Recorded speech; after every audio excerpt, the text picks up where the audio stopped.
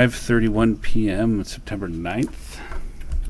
October 9th, my bad. I think I said that in the last one too. Calendar keeps moving, I guess. Okay, item 2, roll call. Tracy? Here. Kim? Here. Myself, here. Item 3, agenda revisions and approval. Move to approve the agenda. I'll second. Tracy with the motion, Kim with the second. All in favor? Aye. Aye. Any opposed? Conversation. Okay, item 4, approval of minutes, September 11th, meeting minutes. Make the motion to approve the September 11th, 2023 meeting minutes. Second. Kim with the motion, Tracy with the second. All in favor? Aye. Any opposed? Any discussion? Item 5, reports and updates. We have with us Michael Nowak. Item 8, teacher resignations. Thank you. First off, we have a teacher resignation. Carrie Berg submitted a letter of resignation on Tuesday, October 3rd. She was hired in June of 2017 as a language arts teacher at Kennedy Middle School. We are in a position to enforce liquidated damages, and this will go to the board for approval.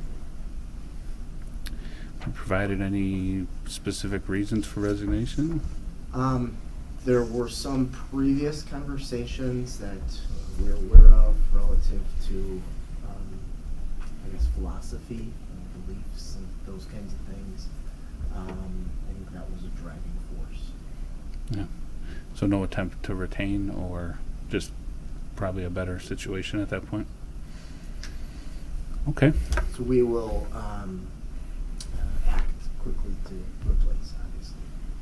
I think we'll talk about that in item D, would be my guess. Well, thank you for letting us, keeping us advised of that. No other information in there? Okay. Item B, teacher contracts. We have one limited term contract, Amy Erickson, who's an individual that's done a number of limited term positions for us. Is at County Line in a 4th grade capacity, filling in for someone who's on an FMLA leave. This is a 55-day contract at $13,750.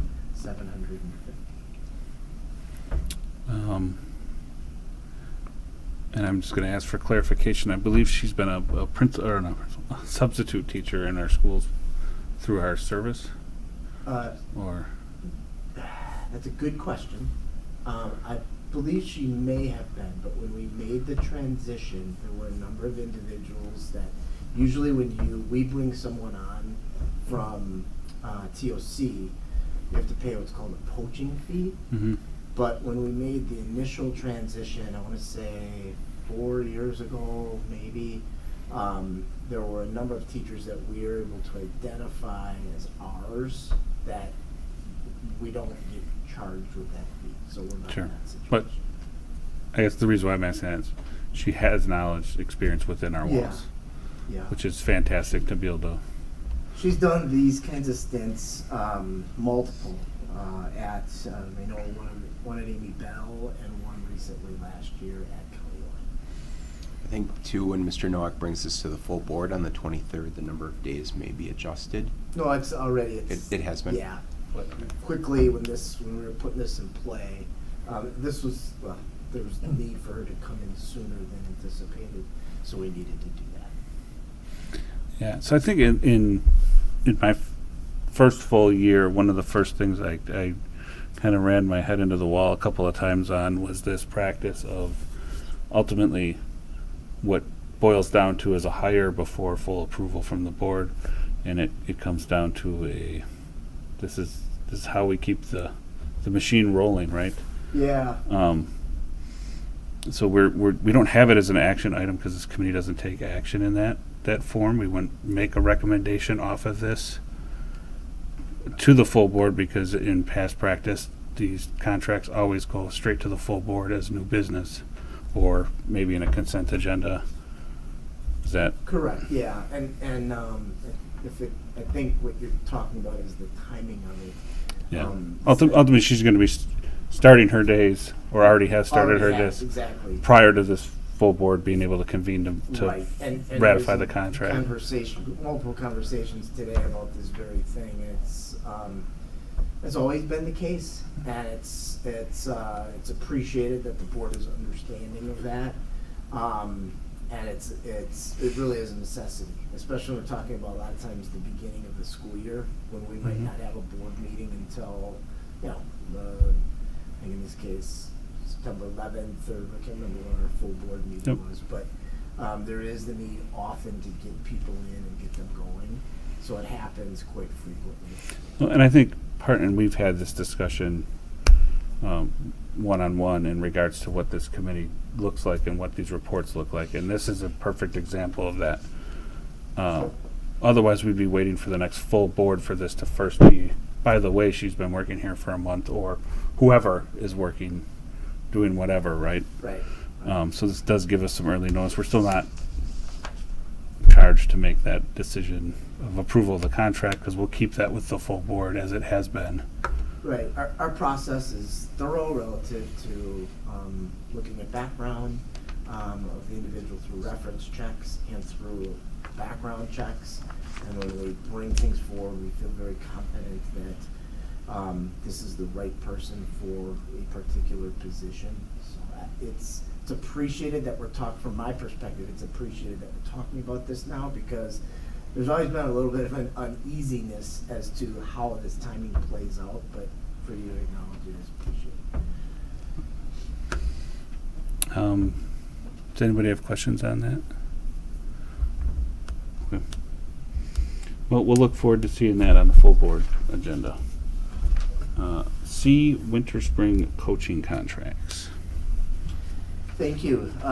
Ms. Nerdle will be with us for the board meeting where these will be discussed, but again, our practice is now to bring these sooner so that this committee can, and anyone else in attendance can, be part of learning about what will be coming. In this case, these are our winter and spring contracts. These funnel through our athletics and activities coordinator along with principals. In both of those cases, there's a vetting that occurs relative to who the employee is. If they're not an employee, there's always looking to us relative to background and background checks, especially if they've never been an employee with us. If they are, there's vetting to relative to any, discipline that's been levied against the individual, the degree to which we feel they're a fit for the position. I always balance that with them being in the classroom. So there's a thorough process that takes place.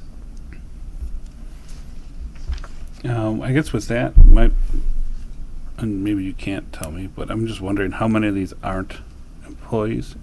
Oh, geez. I don't know immediately. I actually just looked during the last committee meeting, and it's always a considerable number, and that's, my guess is maybe 30 to 40% are not teaching. I might be completely wrong with that, but that's just my initial guess. A lot of that goes by the sport. A lot of times there are people who have niche interests and experiences that pull them into coaching, if you will.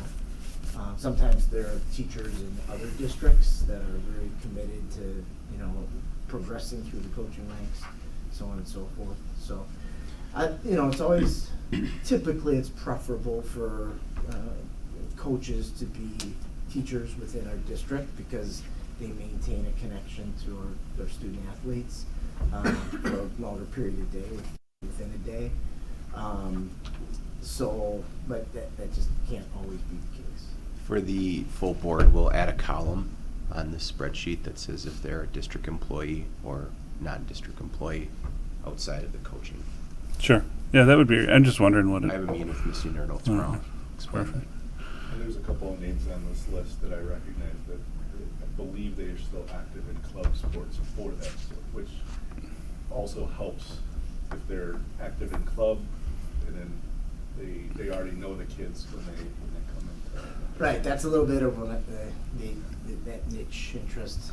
Sometimes that becomes delicate relative to timelines for contact and things like that, but they're people that are committed to what they're doing, very committed.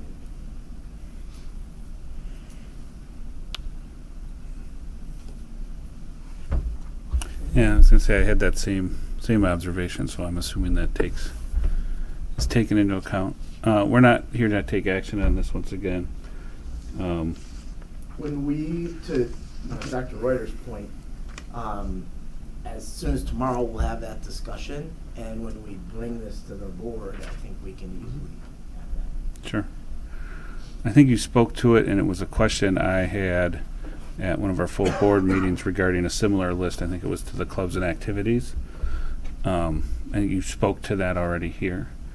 I know to that particular vote, I was a singular no vote, just for the simple non-answer that I received at that meeting. We've talked and we opened it up and closed that evening, and then you and I have had some other conversations around that, had some clarification.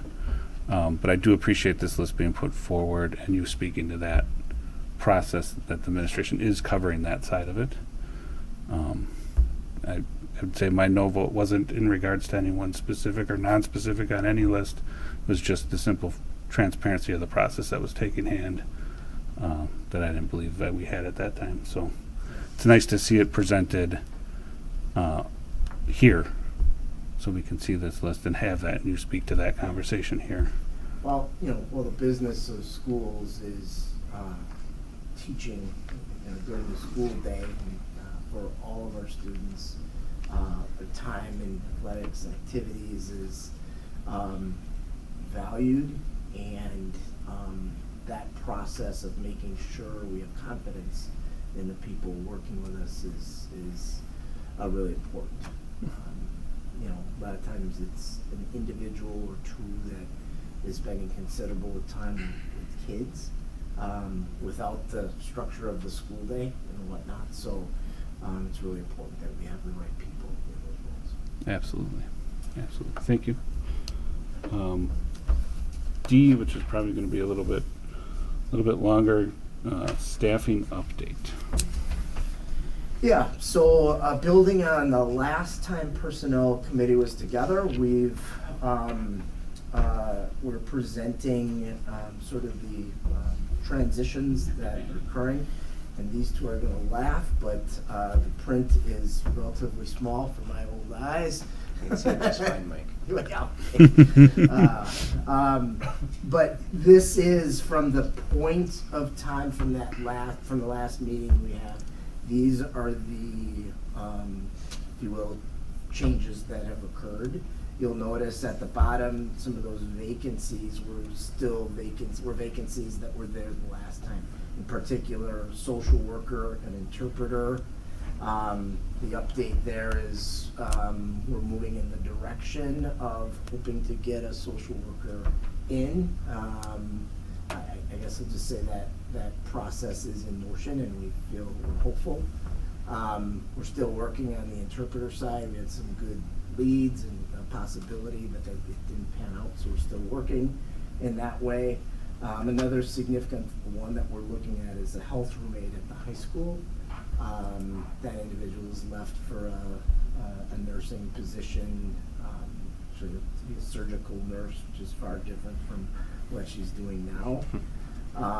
So we're actively working there. And then, as you can see at the bottom, that latest resignation from KMS is on there as well. We have some ideas on how to fill that role. We have a certified teacher who was doing some subbing work for us at KMS that could potentially be a fill. So that's important. And they have the interest to tackle that position? Yeah. Okay. So that is the information. I've started to, and I think this will look different in time, but that bottom chart below starts to look at reasons. Going from the last personnel meeting, I modified it to, I forget what ones I removed, it had to do with what, another school and another job, because those had kind of they didn't fit the others. We removed them, as was a recommendation from this group, and this will start to show us trends, if you will, moving forward. Well, it's significantly shorter than the last list we were showing. Yeah. But I think include that's, summer. yeah, so I was gonna say, I would call it the free agency time, right? I think we've had that conversation. I would say this still includes some significant positions relative to, you're talking teachers and people who have direct, immediate contact with kids on a day-to-day basis. Yeah. So anytime those are on here, they're cause for us Yeah, making sure they get filled. absolutely. So I think in keynotes here, and I think we all know, we took, or the administration, I should say, took some measures in regards to the interpreter situation, kind of reevaluating what the market really is in regards to trying to find a qualified candidate for that. I see it's still on here, unfortunately, We but made an offer a week ago to a candidate thought we were secure with, and they walked away at the last Yeah. second. yeah, We've posted outside of WeCan. We're using other websites. Indeed, as an employee website, that's where we got our lead on many social worker applicants. Mrs. Callen's finalized a final candidate just at the end of last week and has turned it over to Mr. Nowak to make an offer. As of this morning, we had that conversation. So we feel confident that as long as the offer is accepted, then we'll have that position filled soon. But interpreter services continue to be. yeah. I think we've really adjusted our approach to it in regards to what that position looks like and the compensation being offered Yeah, for it. which is more attractive than surrounding districts in Yeah. CC1. So it's not for the lack of effort. It definitely warrants discussion, but it's not specifically referenced here, although it sort of is. That the building sub position is one that we continue to try to fill. The reason it's listed here as we have a building sub hire, but the unique part of that is that hire technically is a teachers on call hire.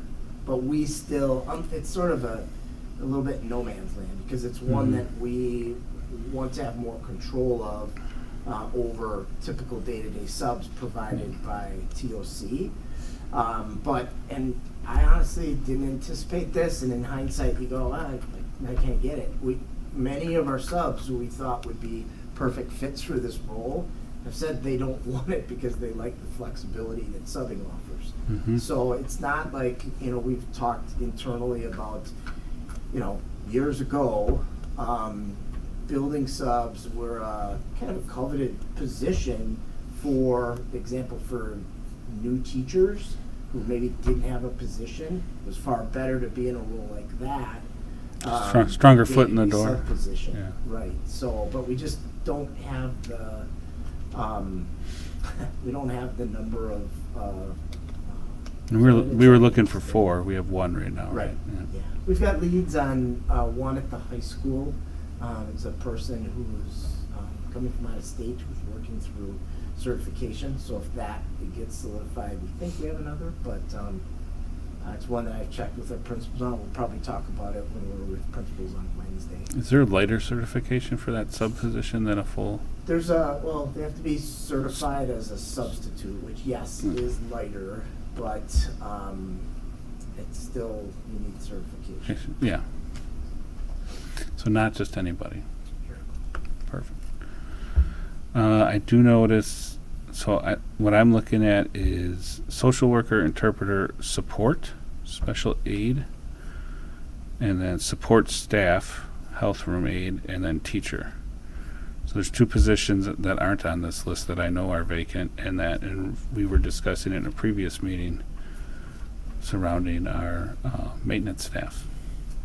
Those are filled, correct? No. Well, they're not, so they should still be on it. So, specifically in regards to that, I know they have been vacant for some time now. I think there's some hiring issues around it, probably a compensational issue compared to market, or what is our reason for those continuing to go unfilled?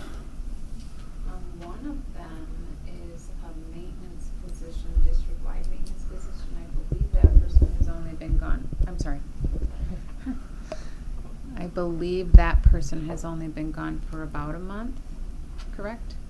That was the district-wide maintenance Right. person. It's the applicants. We don't have, currently, we have 2 applicants for that position. They are doing an interview tomorrow for, there's a custodian position open, I believe, at the high school. Mike? I believe so. They're doing an interview for that position tomorrow and hopefully hiring them. The one position that did get filled immediately was the, I don't know the correct title, the warehouse. Yeah, I mean, position. but we had 2 open, and then we had 2 people leave, one in retirement and one in resignation, so that put it to 4. Then we replaced those 2, so we still have 2 open, and I know one of them was open for a significant amount of time. The custodian at the high school has been open for a Okay. pretty long time, a very long time. The one that retired was replaced immediately. We thought we had another person that applied for the maintenance job, but then they turned it down. And then the grounds maintenance worker has been open for a while. That got transitioned. It was more of a helper position, which we've turned into more of like a grounds and maintenance, so their abilities are a little more than the helper position. I think we need to open it up to Indeed as well, which I don't believe has happened. Yeah, so I two observations. Mhm. Well, probably more than that, but it sounds like Frank's pretty frustrated, and we're probably losing out on ensuring our staff are adequately serviced by maintenance, which I think he used an example of a pencil sharpener, and maybe that's not a priority. I don't know. But it should never take 7 weeks for something so simple as a 5-minute project to hang something on the wall. Right. And I don't think that was a specific, I think he was using that as a for instance.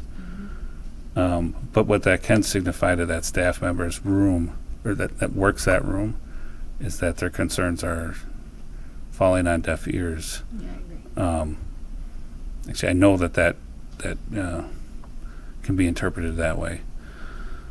So the other fact is that they're not on this list. That's my fault. So when we're looking at the staffing, and I know we focus on these things that are on here, but those types of positions matter, right? It's all the smart man once told me it's all the gears turning, no matter how big or small that gear particularly is. If it stops, a lot of things can happen.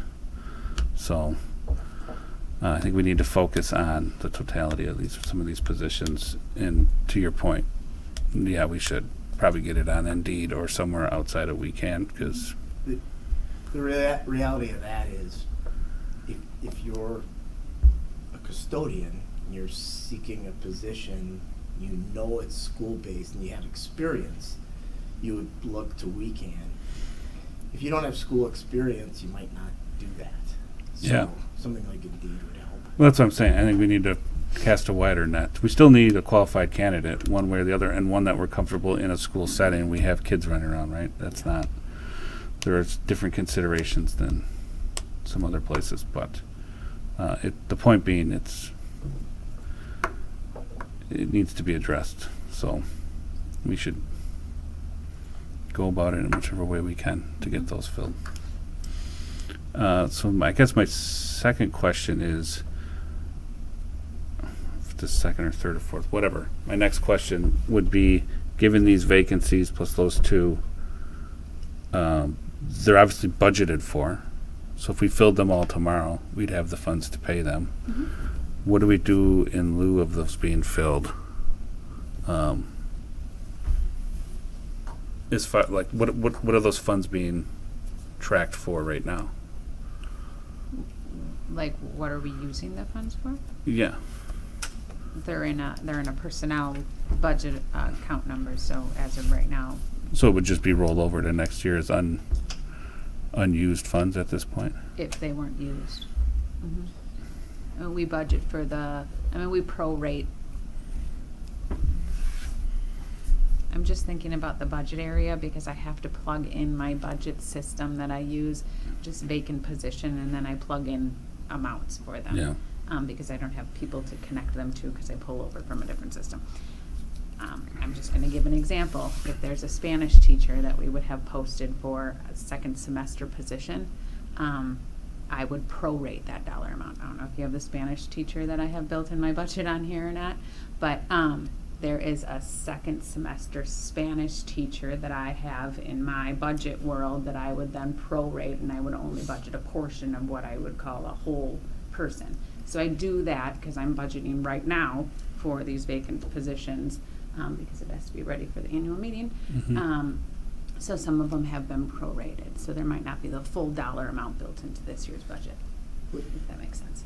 That position that she's talking about is right now is currently being covered by overloads within the department.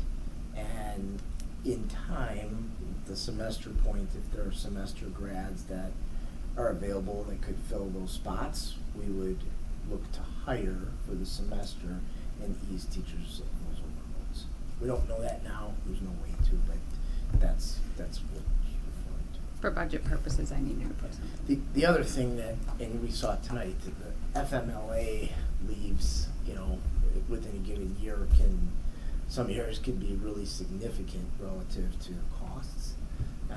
And, that this is an example of where sometimes we have to spend money that we didn't anticipate. Correct, so he's basically stating some of the unbudgeted dollar amounts could be used if we have to have a limited term teacher that we did not budget for because we did not know somebody was gonna go out on a FMLA. Yep, yeah, I get with shift dollars. Or we have to find an Mike, interpreter and so, hopefully yeah. Right. So, to cut through it further, we're not filling any of these positions due to a budgetary constraint. No, Okay.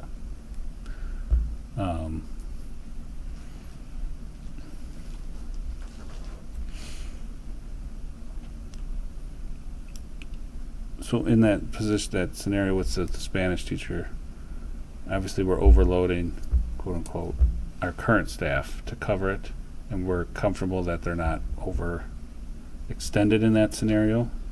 I don't know that we're ever comfortable. We know that's a difficult thing to do. We appreciate when our teachers do it. It's not unusual, both here and especially at the high school level, here and in districts everywhere where that sort of thing happens.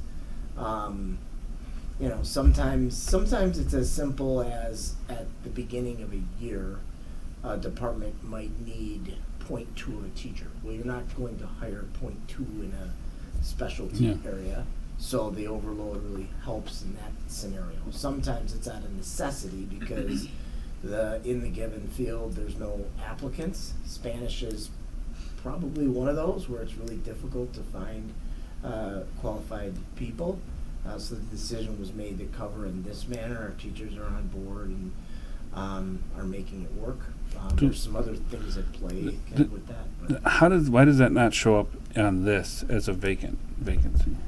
Because right now it's not, because it's covered by overload. We've committed to overload minimally for the semester, and the discussion of making that transition at the semester point is something we'll decide on with more certainty probably. Yeah, but I mean, we could say the same thing about the social worker position, right? Just pull another, I'm just semantics here, right? Pull another social worker to cover that, that worker's load, and then it's not vacant anymore. Do you see what I'm saying? I do. I would just say it's a little different with the social worker because Yeah. with the I don't, yeah. fine, take the social worker out of it, I understand the difference.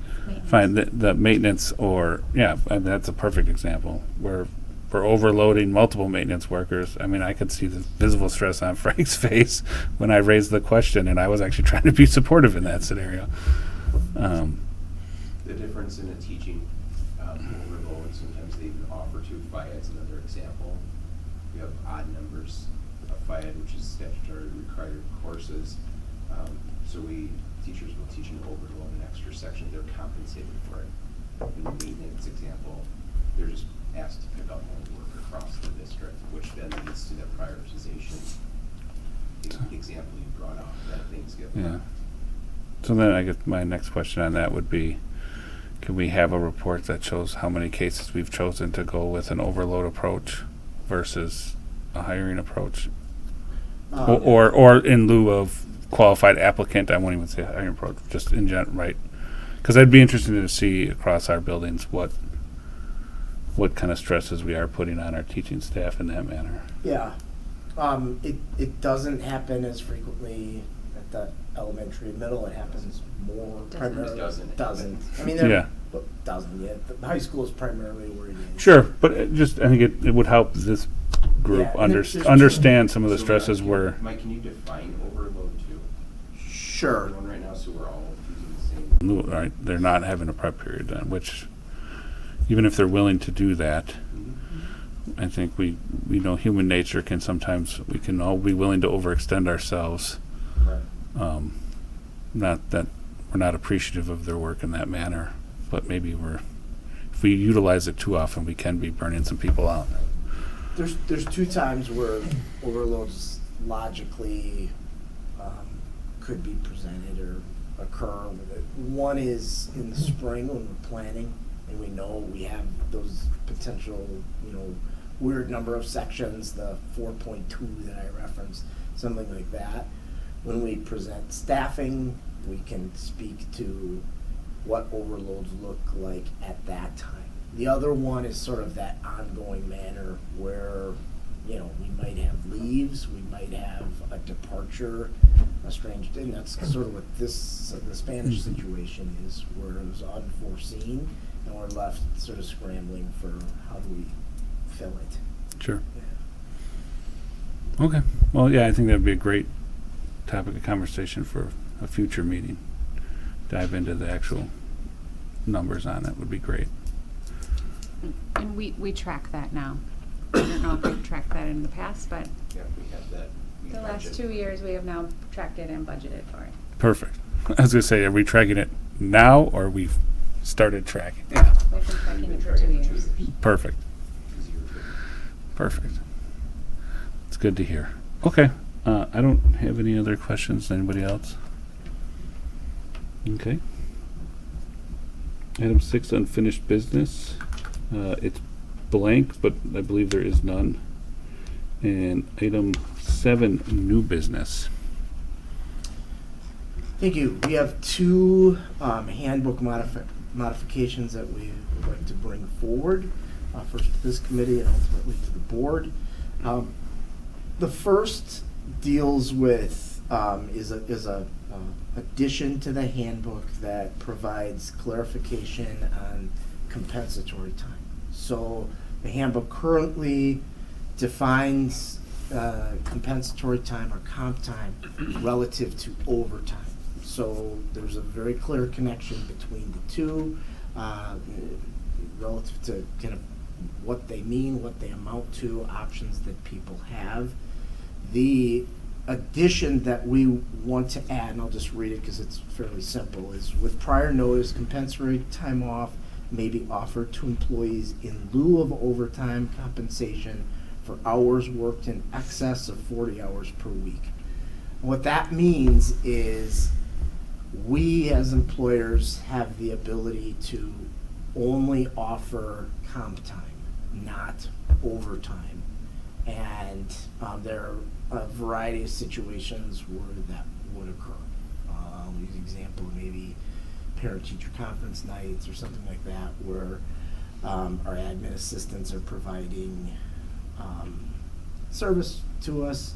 In that situation, we would offer comp time and not overtime. Now, we can talk about individual situations as they occur. That's not necessarily why this is going in the way it is.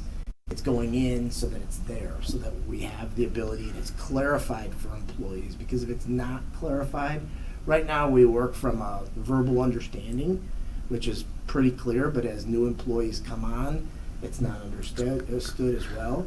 Clear So- until it's not. What's that? It's clear until it's not. It's clear until it's not, right? So putting it in a handbook is a clear way that you can do that. And the law is pretty straightforward. You don't have to be extremely formal in how you state that, but you do need to state it. It needs to be understood verbally. Putting it in a handbook is reinforcement that this practice can occur. The employee would have the ability to turn down that and just say, then I respectfully decline the opportunity to help you with that. Right? That is correct.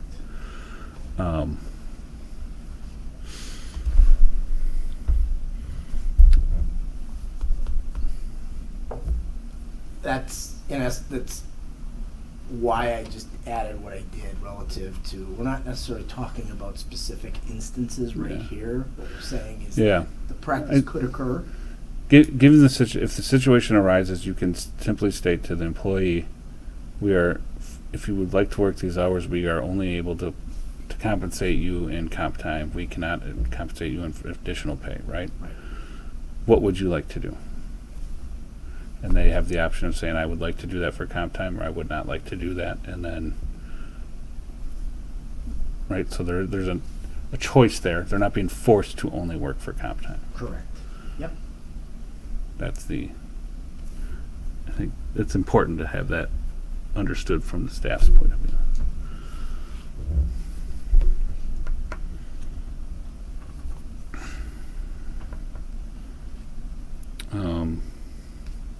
I know that was the first.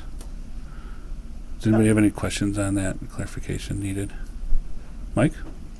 Is the intention to offer overtime pay, or just to clarify how it works? The intention in some instances may be to only offer comp time. So by putting this in, we make it clear that that's what's being offered. It's not the additional pay. Is additional pay ever offered? Sometimes. Okay. Yeah. Fair? So is offer the right word there? No. Or should it be So. mandate? Well, it has Offer to be to offered. accept the position. Yeah. Or position. I think Additional work. I think offer is the right word because they can turn it down. We don't have to Yeah. make them do it. Okay. I mean, I understand why you want to clarify it, because it matters.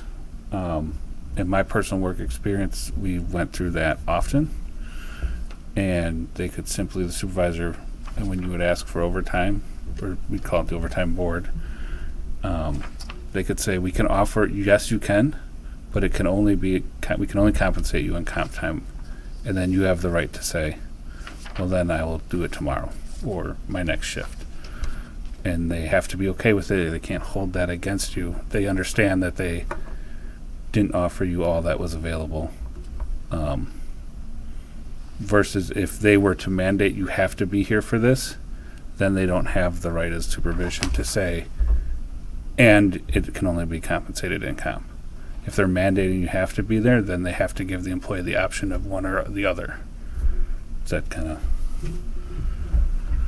So go back to your example of parent-teacher conferences when you have maybe support staff there longer hours. What if they all said no? It's a good what if.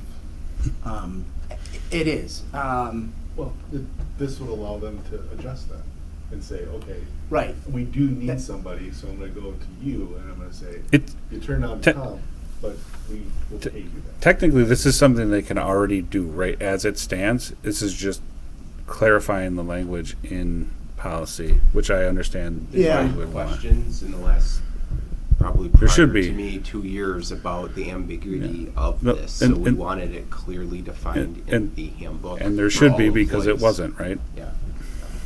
I know when this was initially brought to my attention and that it wasn't in the handbook, I was kind of shocked that we wouldn't have had that in there. But to your point, yeah. And then the staff could choose to do that, and then they would have to choose to reconsider how they would like to staff that. Right. And then it might be a moot point. But there's probably some more one-off scenarios that could play into it, I would assume, and beyond certified staff or True. some of the support staff. Right, and it stretches pretty wide. That's why I said, don't think only about the example of parent-teacher conferences that I gave you. It stretches to this building and all kinds of places in terms of ways that it shows up. I would assume That's why I'd say maintenance it's not as much could be of- one of those positions. Yeah, it's not as much about the example. It's more about us making it clear. Yeah. It's already happening. This practice is already occurring. It's just clarifying, ratifying it in language in the book. Right. It's a touchy subject. I know plenty of people that would work. They're not monetarily motivated. They're time motivated, and they would work as much overtime as they possibly could, as long as it was attached to, for every hour I work, I get an hour and a half off down the road. It's interesting, So, but I think I'm glad to see it stated in the book.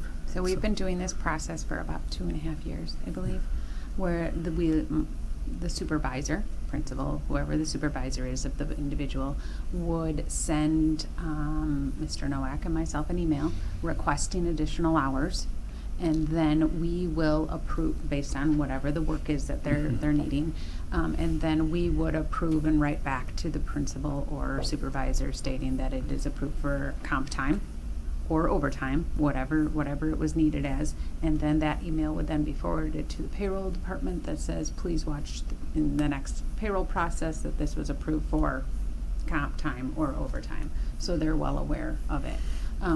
Some of it is, as the week's going on, I had 2 late buses, or I had a student issue that I had to stay after for, and if the week's, going on and they're projected to be over their hours, they will let us know, and then we'll say, we understand that those things happen, you're approved for comp time. It's just so payroll's aware, otherwise at the last minute when payroll's trying to process, they send me a list that says, were all these approved, and then we'll review it and say they were. So we're just trying to be proactive in them. If hours can be flexed, that's perfectly fine, but usually, like, for example, the front office staff of a school, they can't flex their hours because they need to be there for the time the students are there. So that's just some examples.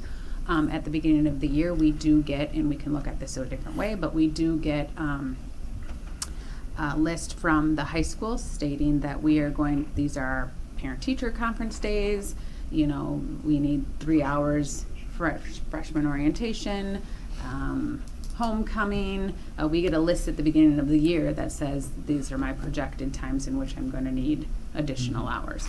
We could build those into people's work days, but then it wouldn't be a time and a half. So I think that the comp time is, I guess, more Yeah. beneficial. Yeah. I just key on it. This isn't a fundamental shift in how we're Mm-mm. managing our staff. This is Correct. just clarification in a process. Right. At least that's how it was presented and explained to me. Yeah, and I will echo what Ms. Altendorf said relative to the past 2.5, 3 years. Prior to that, I mean, overtime was really culturally just kind of understood, and it wasn't scrutinized. And I think any business would look at efficiency relative to how overtime is used, how it's approved, and those kinds of things. So that's the backdrop to this too. Mm-hmm. Okay, I know we're getting crunched on. One other comment. Yeah. You brought up front office staff. Aren't a lot of those not 40-hour employees? Aren't they They're like not 32 and a 40, half? so So they is would this then be requesting 40-hour number good here, or should it be in excess of any hours over their normal schedule? No, because those would then be additional hours worked email, which would then come to us and say, I'm going to give an example of I work 32 hours. If you're not going over the 40-hour mark, it's not considered comp time because it's not time and a half.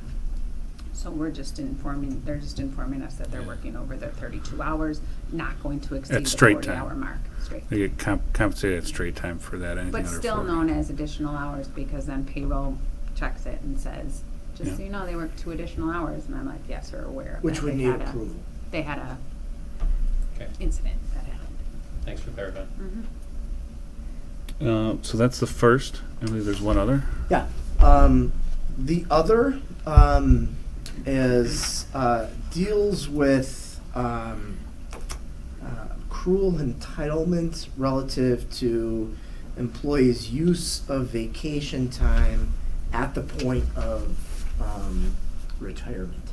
So I'll just sort of paraphrase, but what happens frequently is an employee makes the decision to retire or resign, right? And will say, I'm going to resign on October 1st. It's September 1st. They have 4 weeks of vacation, and they use the 4 weeks of vacation right up to that final point, which when you kind of peel back the layers, they're entitled to use that time, but it puts us in a very awkward situation in that we're now, and this goes for all positions really, we're now in sort of a holding pattern where we don't have somebody new in, and we're working for a month's time, just, and it's not real efficient because we don't have somebody there. So what this does is it spells out guidelines for when someone is in that situation. There's a process of approval that takes place that I think will ease us in that process. And it applies to support staff, and it applies to professional technical as well. So it wouldn't apply to teachers, because teachers don't get vacation that same way. And we didn't apply it to administrators because it was an interesting discussion. Administrators frequently are unique situations where there's quite often a logical time for them to use vacation. If it's maybe June, we're not burdened with that. So we felt it was important in this case to start in this manner. So it's spelled out here. This would just be an addendum to, not addendum, but it would be an addendum in addition to the sections in the handbook for vacation that would spell out practices relative to retirement or resignation. So you're saying if it doesn't affect the teaching staff So they're not or the administration, who is this affecting? support staff, Yep. professional technical, maintenance too. That's support staff. Okay. So we've had multiple examples in the last year. Support office secretary or administrative assistants. We've had a couple of retirements here that when they've resigned or retired, as well as professional technical positions like technology, trying to think what else, technology, nursing, when they've resigned, they've said, okay, I'm resigning effective this date. I'm going to utilize all my remaining vacation, Mm-hmm. so I'm really only showing up to work in the next month. Yeah, 2 I days. quit tomorrow, but Correct. you can I'm pay getting me for paid 2 out, more and months. their Yeah. insurance is through those days, Mhm. and now we're stuck with no one in those positions, no consultation, because on vacation you're not Yeah. engage with an employee. So then the district's scrambling to operate in those key areas until they fill someone, and there's no transition period built then for cross collaboration with the current employee and the incoming employee. I have a hard time separating that group from administration. We could be held the same way for administration. That's one man's opinion. I don't know what else. I think the conversation we had between the three of us often with administrative positions, there is a crossover plan with said district.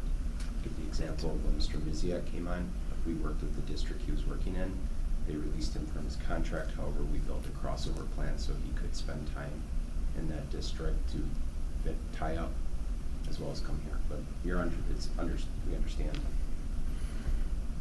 Yeah, I mean, there's differences, but there's, Sure. in the end, it might not look right.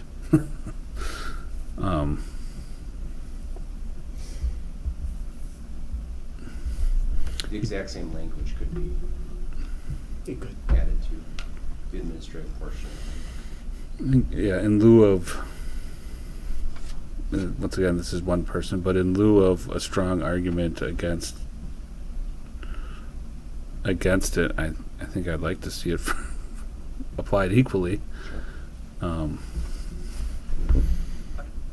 would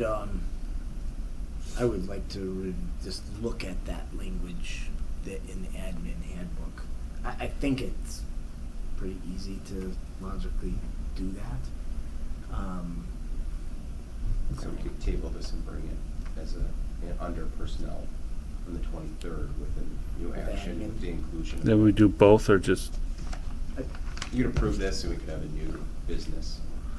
you could approve the first Correct. policy. Support staff, professional technical, and could bring his new business to the full board. An admin only one. Oh, An admin yeah. only one. Yeah, under new business. I did have a question under. Yeah, absolutely. There's brackets where it says insert number of weeks or months. I mean, the language identifies weeks, but do we need to identify what that is, or why is that bracket in there? Where is that? Under notice period, last sentence, Turn- notice period for resignation is typically insert number of weeks or months. Second paragraph down.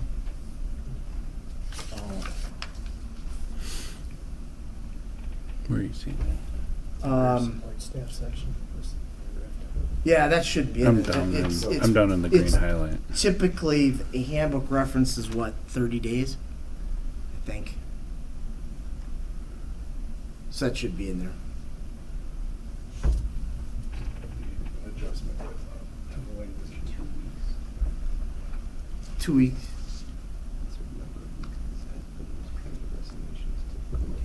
Two weeks. 2 weeks, 2 weeks. It's right up at the top.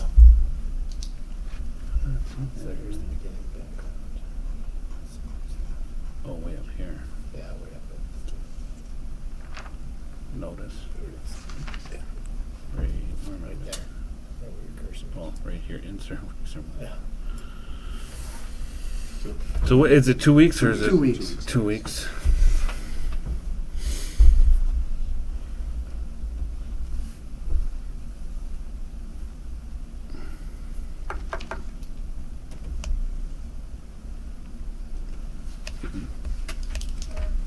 Overall, yeah, I mean, we understand that's 2 weeks then.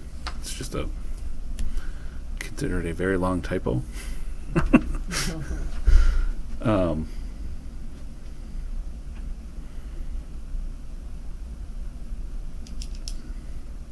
I understand the need for it from a management standpoint. Fully understand that.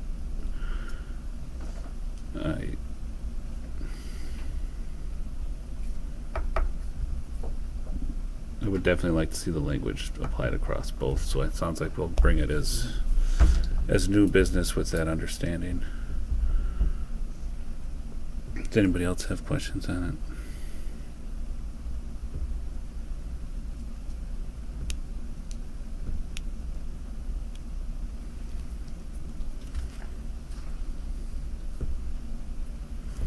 And then all these changes are notated in the attached green highlighted portions of the employee handbook.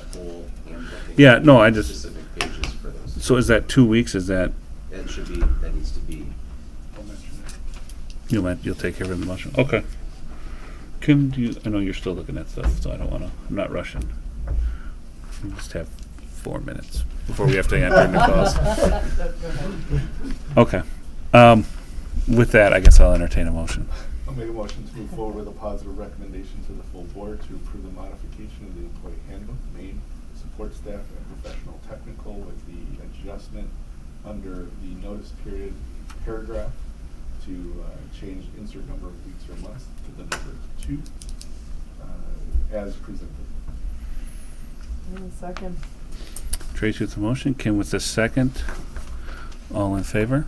Aye. Any discussion? Cliff note that the administration portion of this will be brought forward to the full board for consistency and continuity. With that, it passes. Well, moves on with a positive recommendation. I go to item 8. Move to adjourn. Second. Tracy with the motion, Kim with the second. Any discussion? All in favor? Aye. Any nays? We are closed